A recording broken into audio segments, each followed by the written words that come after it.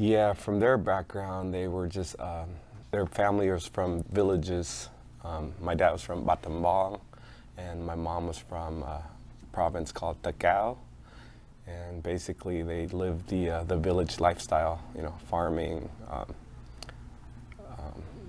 basically farming. Were you or your parents or other family members politically active at all during that time? From what they told me, no. They were just in their villages until the stuff started happening with the war and the Khmer Rouge. Did they tell you any stories how it happened, when it happened? They didn't give me a specific timeline, but from what I know, they mentioned that they had to escape Cambodia to go into Thailand to the refugee camp.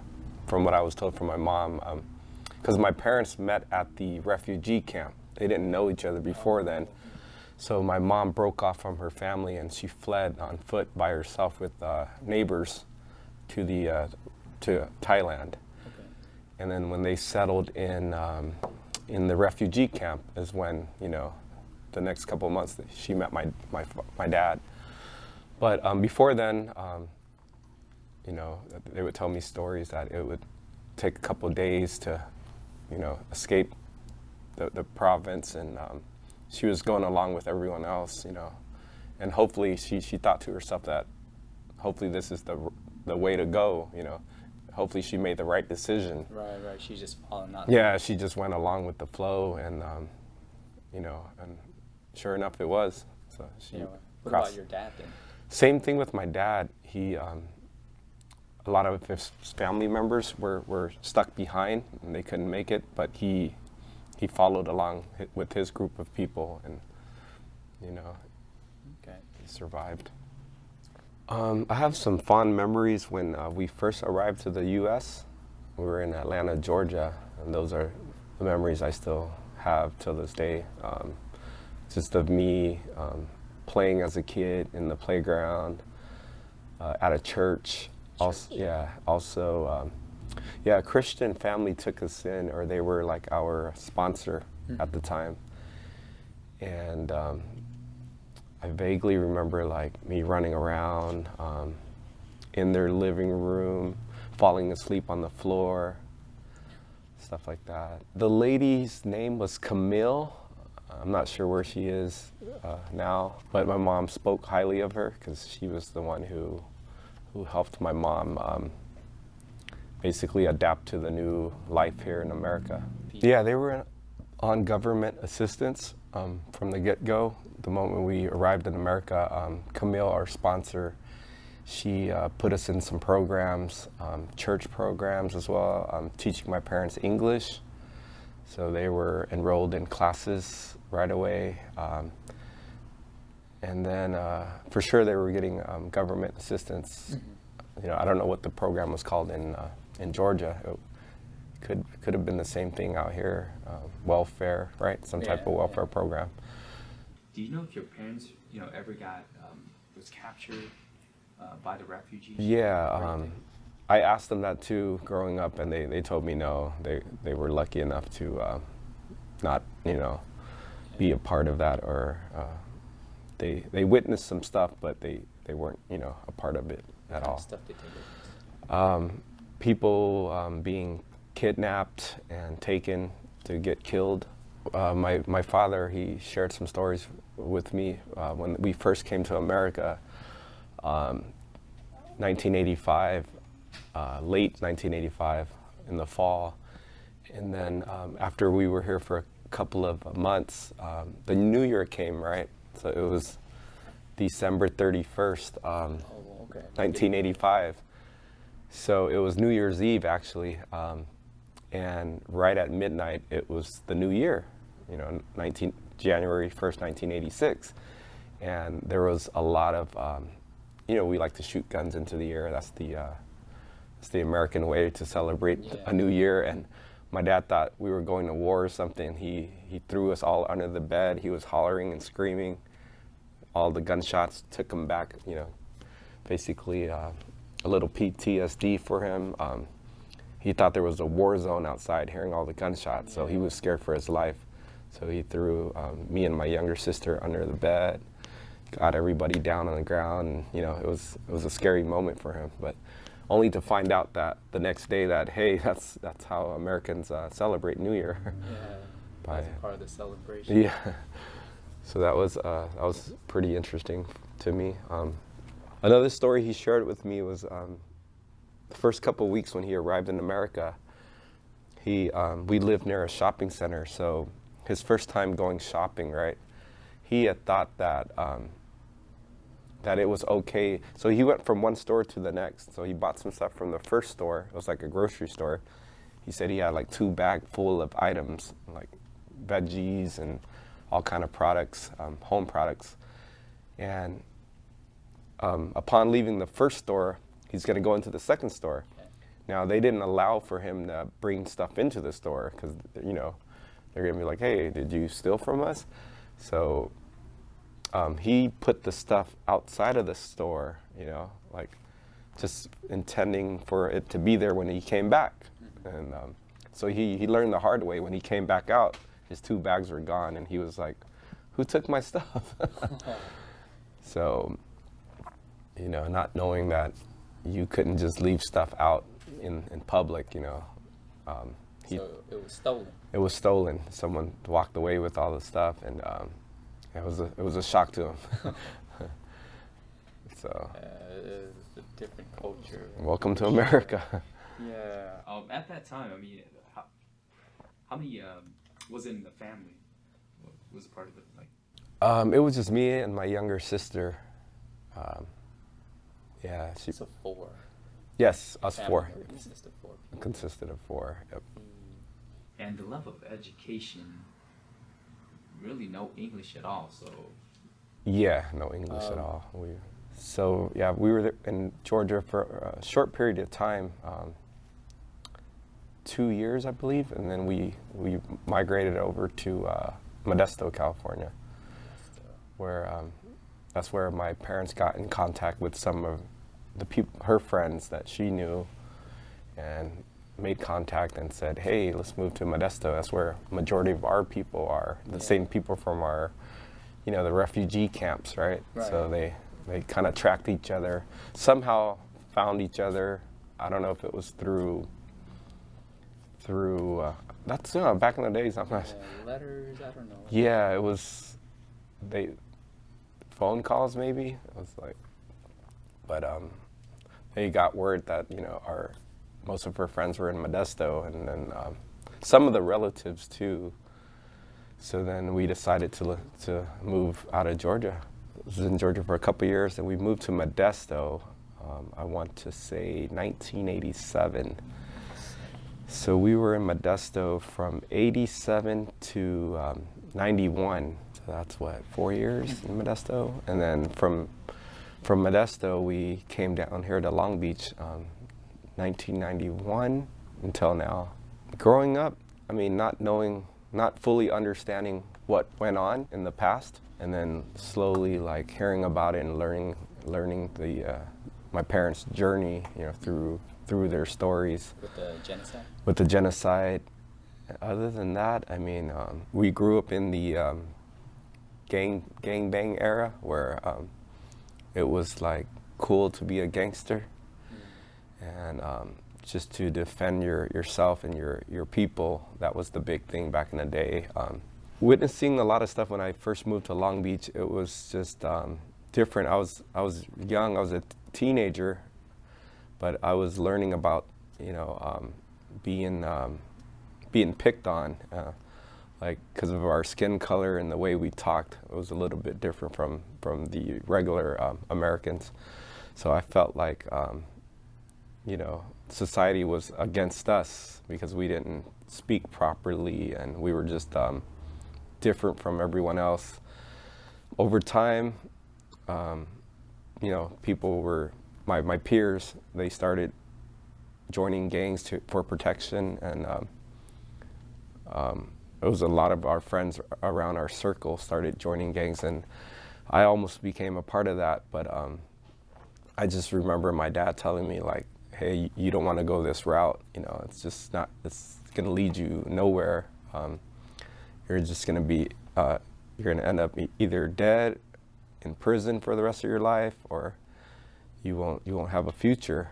So stay away from gangs. And I just, you know, respected his wish. And I remember there were times when, you know, the wrong crowd would approach you and, you know, want you to hang with them and let's go do this, let's go do that. And it was a hard no for me. And they didn't like the fact that I would turn them down, but at the same time, they respected my decision, you know, because I just told them straight up, like, hey, I'm not about this life. So seeing that and then just witnessing a lot of little stuff that went on during the neighborhoods in the 90s, you know, early 90s. Give us an example. One example was I was chased one day by a gangster. He was a Latino gangster. He pulled up to our neighborhood on a bike, and he looked right at me. There was a bunch of friends with me, and he looked at me and he said, "Hey, you stole my bike." I looked at him. I said, "No, I didn't steal your bike." And he goes, "Yes, you did." So he got off of his bike, and he came like running at me.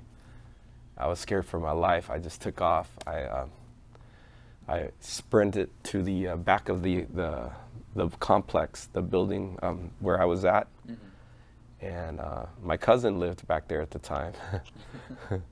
So I ran back there, and luckily his door was unlocked.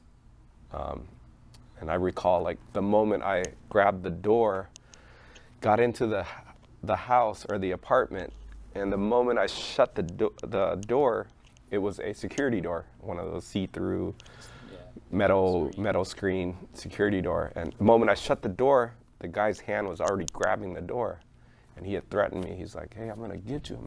He even said, I'm gonna kill you." So that scared me to death right there. As a kid, you know, I believe I was like 15 at the time. And I was just shocked that happened, and he wouldn't leave. So my uncle came out and said, "Hey, what's going on?" And my uncle was just yelling at him like, "Hey, leave, I'm gonna call the cops." And he wasn't scared, you know. It seemed like he really wanted to get me. He was out for me. So that was one of the stories that was scary at the time. Can you tell us what street that was on? That was on 21st Street, and the cross street was Pasadena. So, okay. Yep. And this was in Long Beach, right? In Long Beach. Yeah. Okay. Now, would you say you've, you know, resettled, or like what does resettlement mean to you? And when did you first started feeling settled? I feel like our family went through a lot of struggles growing up. So I was just going with the motion. Was just, you know, trying to complete school for my parents. Mm-hmm. I think once I graduated high school, I kind of felt more settled. Like, okay, I'm an adult now. I can do what I want. You know, I don't have to get my parents' permission. And then I felt like an American. Like I was more involved with the American culture now, and right. You know, I'm grown. I can go to college. I can hang out with my friends and whatnot. So resettlement came with age, as I got older, matured a little bit. You know, I feel like. And were there particular things that kept you from feeling fully resettled? And if there were, what were those things? Yeah, you know, our family grew up poor, so that was always something behind us. Like, I remember we didn't have money growing up, so when I started working on my own and started receiving paychecks, you know, from the movie theater or from Office Depot, I felt like, oh, okay, this is what life is about now. I can, you know, spend my own money and not worry about, you know, I would have food to eat and stuff. So. How old were you started working? I started working during my high school years for a summer youth program. I was 16 at the time, but Full time, I started right after high school. So at 18, started working at the movie theaters. And throughout my 20s, I just had a love for our people, you know, being that we weren't as populated as you know, as other groups of ethnic backgrounds here in America. We were like the minorities of the minorities. So I felt like there was a need for us to share our stories and become more aware of like our background, of where we came from, and to learn about a little bit more about our history, you know, just about how we were great, you know, we came from the great Khmer Empire. So Right. I think that's what kind of like motivated me to learn more about the culture and to, like, in a way, preserve the culture and keep it going, to kind of give back to the community in a way. So. Yeah. And you know, we grew up during the internet era, and like, you know, were there any forms of connection or platforms you were able to use to stay connected with other Cambodian Americans? Yes. So in my teenage years in high school, I used to go on. There was a Khmer website. It was a chat group. I forget the exact name of it. There were a few of them. One was, there was a forum also. Khmer Connection was one of them.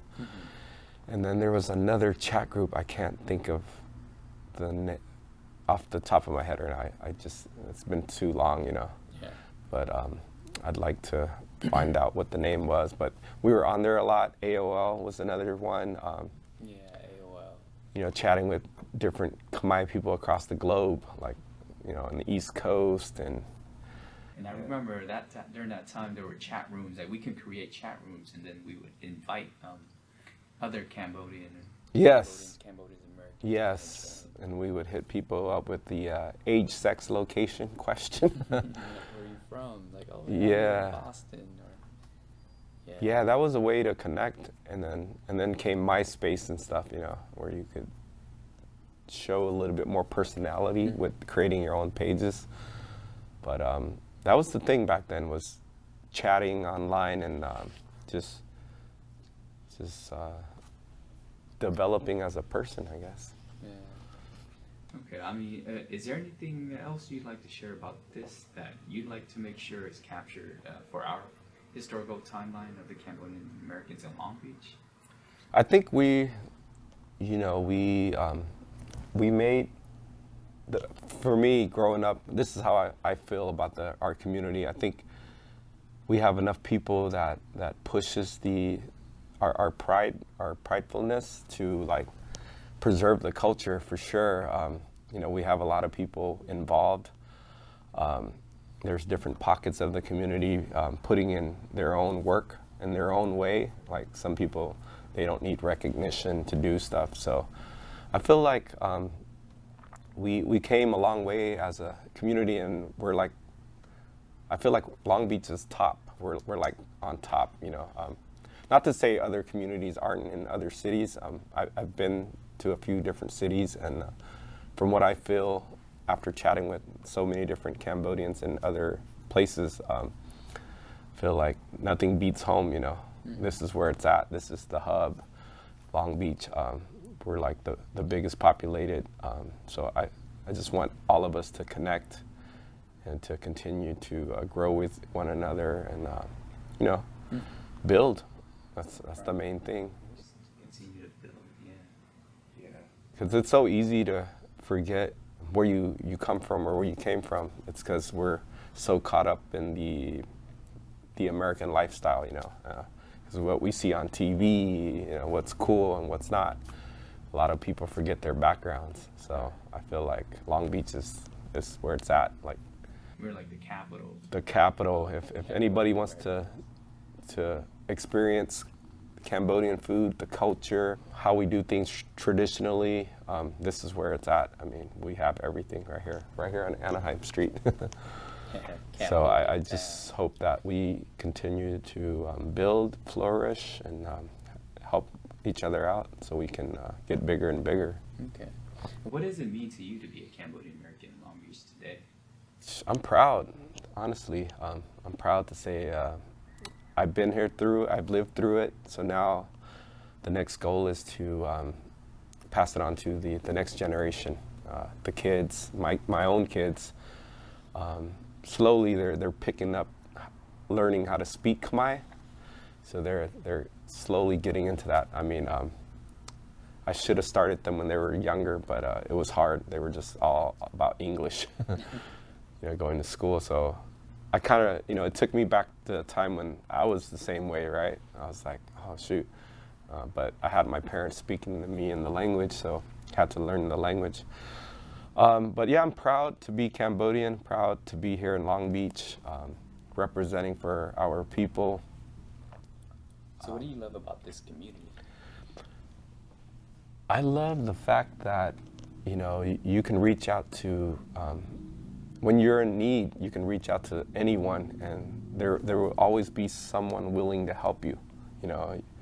Like you can always find somebody that will help guide you or assist you in whatever is needed. So Cambodians are like just kind by nature. We're just really kind. Yeah, kindness, that's the top thing for sure. And we're just all about helping, like being humble and helping. Yeah. Well, we hear often that, the loss of culture and generational gaps between elders and all the way down to the grandchildren. So, can you share about this gap and what's it meant for you or your family? Because you already expressed, you're trying to pass, let's say, culture and language to your kids. What concerns you the most about this? I say, as the elders, they start getting older, and we ourselves get older as well. So we lose a little bit of the traditions, right? So to keep that going, it's like you have to learn the rules and traditional ways, and then keep that going, For example, I was just at a temple on 3rd Street, the Buddhist Cambodian temple this past week. And I like the fact that, I felt like I was in Cambodia just being there. The way the monks greeted me and they chanted their sacred, stuff. It's like, it's powerful. This dates back thousands of years. And I feel like if we continue to pass that on, traditions stay alive, Yeah. This goes back to our discussion about like the internet and stuff like that. So we want to know how has the introduction of the internet impacted you or changed your family, your community, or even the world?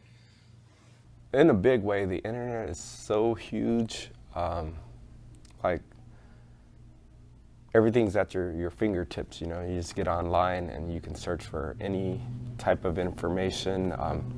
I feel like it's impacted us a lot because we're able to get stuff done more quickly.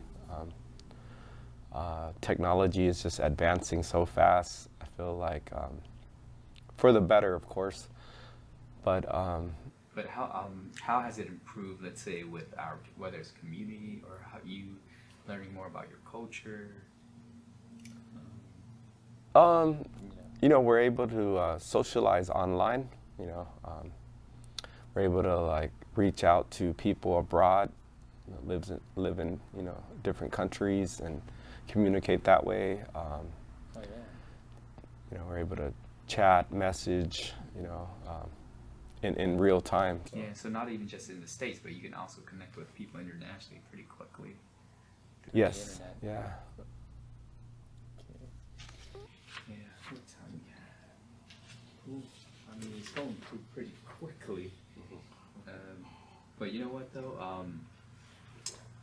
We do have one last question. This is we pretty much ask everyone the same question because we do want to find out if you could make sure one thing is passed down through the generations, what do you think that would be and why?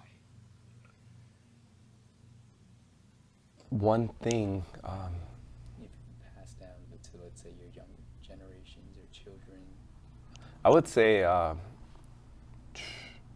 the Khmer language, Khmer language for sure. And the reason why I say that is that, you know, once you learn to speak the language, it kind of open up doors for you to explore.